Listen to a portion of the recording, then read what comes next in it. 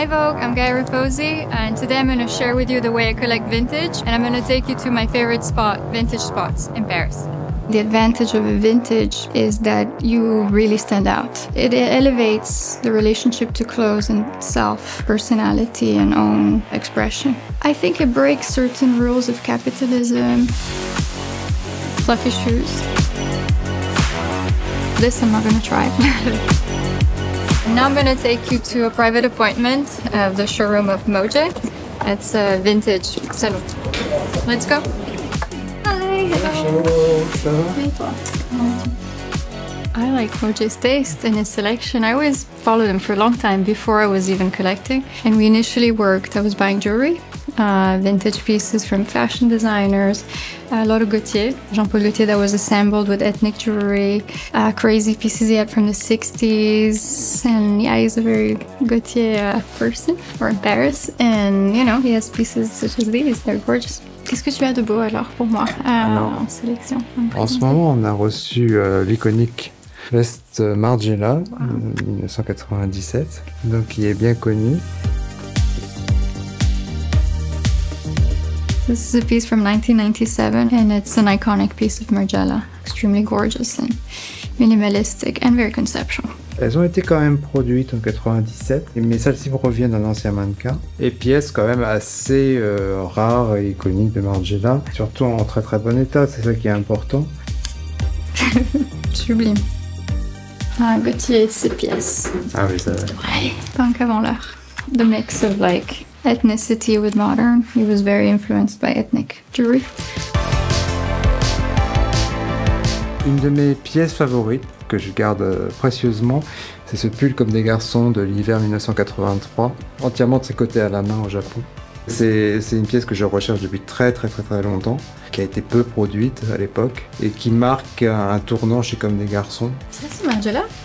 Alors ça, non. Ah non.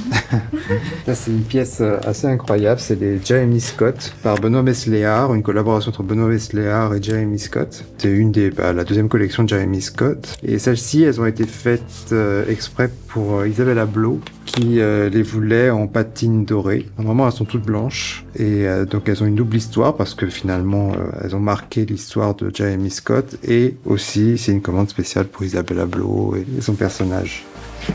Ça c'est Gaultier, sublime. Ouais. J'ai aussi cette pièce Gaultier assez iconique de la collection Adam et Ève, été 91. Mugler. C'est Tian Mugler, ouais.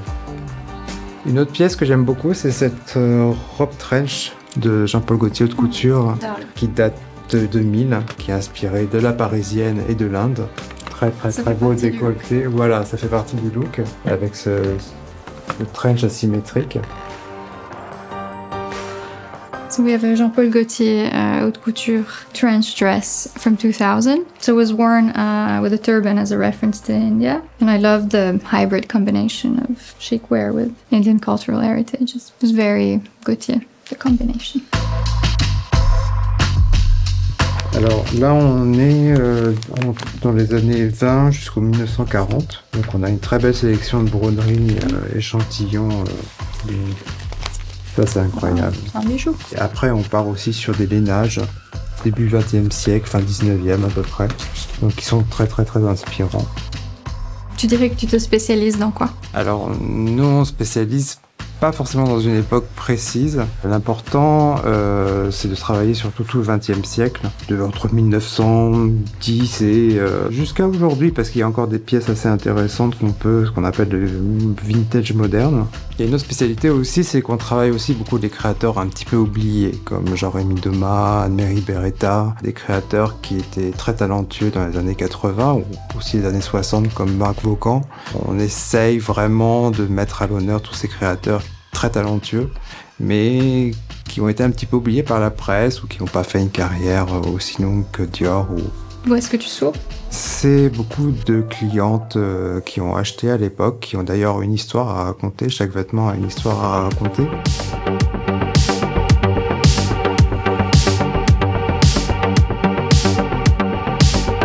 So we're here in a shop called Pretty Box. Bonjour.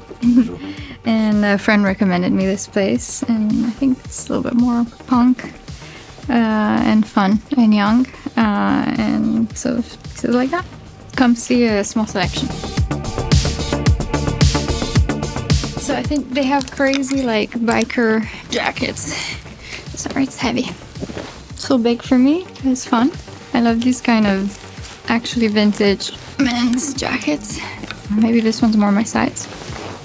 And then we have leather, vintage. It's good to recycle, upcycle. Beautiful. Some chic Emporio Armani. Very 90s, chic. Some Yohji. I haven't seen any today. In New York. Eventually, quote of the day. My feminist side. Voila. Fluffy shoes. Yves Saint Laurent. You said 1980. 80s, yeah. For a show. Yeah.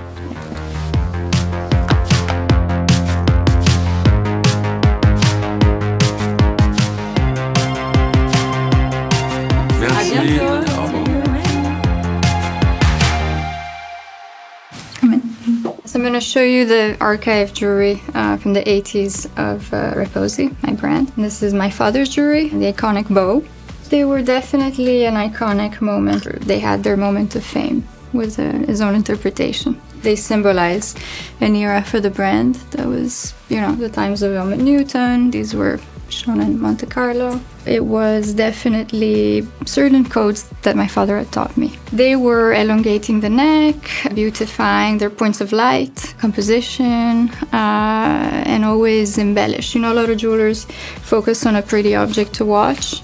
I think it's more interesting on, and I think I pushed that even further because I sort of cancel everything figurative. And this is already a modern bow, but I would do a more modern one. And this is the iconic bracelets. They were worn by 2, 3, the watch, the montre bijou. And also little pochettes I took since we're in a vintage time. These were from the 90s. So now I'm going to show you the clothes, the archive vintage that I put together for you today. I guess it's my own personal collection slowly, you know. There's pieces like this beautiful simple dress, you know, things you don't find right now. Then with the kimono, this one, favorite piece, exactly my size, very short. I'm gonna try it on. So I actually got this one on Bayronest, which is a very small e-shop. They're very trendy, very on point. And it's from the kimono collection. Tom Ford Gucci, yes. And it's gorgeous, very, very delicate. But it still survived the years. My favorite retailers, I'm very lucky, you know, the secret is to follow them. And of course I have a very good relationship with Lab 22, have big archive of a lot of samples and the most iconic pieces, which I can show you, but they have things like what I just showed you. And what I do is, if they don't send me, if I see a post, I'm gonna ask, is it available for sale? And they tell me, actually this was not initially, but they sent it to me to try it on, and then I found a way to keep it. They have incredible bikinis like this one that I have, that are very hard to find now, and because I don't think they were produced in big quantities. And this I'm not gonna try. The iconic Museum G-string from 97. This is from another retailer called Otto in London, Otto Vintage, and they're very on point as well with these kind of things. The Madonna look. So it was the beginning of the Tom Ford Gucci era, and it was extremely iconic, and it changed everything, I think, in fashion, at least a certain aesthetic. It was huge because instead of a gala gown, she went like this. I think it defines like a certain period of time, you know, that type of woman that she was, very young, sexy but not on purpose, and I don't know, you know, here we have two though. This one's also super simple, nothing, but they have a lot of character and personality, which sometimes lacks nowadays. You know, we don't do certain things anymore, we don't dare. You know, we're in a very quiet luxury moment, which these are, but the cuts make them not so quiet. So we have a 91 piece of Alaya, Archive of the Asdin era. It's a very iconic piece. It comes in 3 pieces. I got it on one of a kind last summer. The advantage of a vintage is that you really stand out. You know, we saw it with the Met. It was a whole vintage research, and I think it's the same process. It's going through a certain era, certain codes, rather than, oh, I love this dress, it's making me pretty. It's not about that. I think it breaks certain rules of capitalism, of selling certain commercial items, it elevates the relationship to clothes and self, personality and own expression, for sure. In an era where, a lot of houses want to focus on certain commercial items, I think this breaks it all, we're not paid, no one's paid to wear this. That's why also celebrities of a certain level, they want to show that they have taste and they have knowledge in our own fashion. As costume is part of history, so showing knowledge shows that you're not just buyable. Well, now there's certain rules with all the influencing going on, and it kills the creativity because you have to wear certain things that are part of a marketing strategy. And, well, vintage breaks it. It's just for fun, Lab 22, and it's a skirt. They also gifted me a matching t-shirt, but this is the famous bow shirt that I wear with everything. You can wear them separately, no heels. It's like really cool. Ah yes, it's Tom Ford Gucci. Same, I believe, 90s, late 90s. Byronesque. Vintage. So they're more eclectic. Lab 22 specialized in Tom Ford Gucci. Auto London that we just saw is specialized also in Tom Ford Gucci, but they have also Saint Laurent and more. And One of a Kind that I tried, the Alaya, is specialized in very high-end luxury. They have couture Chanel pieces from back then. So it's another approach to vintage. It's like women wanting to find couture things almost. And Byronesque is very cute. It's very trendy and on point from specific time. They're, big Helmut Lang fans. There's Margiela, beautiful piece. You can tell they have very specific taste. Times of Nicolas, Balenciaga. London has a very couture, luxury, high-end profile, I don't own any Versace, but this is incredible. So the dress I didn't show you comes from them, the white one that I have without sleeves, and I have the matching belt. So 1996, and I haven't worn it yet. Cannot wait to wear it. Georgina Greenville wore it pretty well. I think I was very lucky, with certain of the kimono collection. This is very pretty on. It's a little revealing. Lab 22, and it's a lace piece from early 2000s. Same cut, same length. Signature from the Tom Ford Gucci kimono collection. And it's a little bit revealing, but it's nice. It's a nice summer piece. I wouldn't wear this in the city. So this is a sample. Was never in stores, and it's very short. And they're very empowering. And I have some pieces from Karl Lagerfeld from back then also. It's just a cross on the body with lace, worn by Elena Christensen from the 90s, but with 94. The very 90s, to me, is a very iconic moment. The early 2000s as well, because they're a bit more crazy, more fun. When it comes to managing my wardrobe, I'm actually pretty much of a minimalist. I know it doesn't look like in my life, because it seems like I have a lot of clothes, but it's very curated and selected. I don't like to own too much. That's why I'm not gonna just purchase it to purchase it. I'd have to fit me, I have to like it, I have to fall in love with it. So I keep them at home, and they're part of my daily clothes. They're not there to show off or to show people.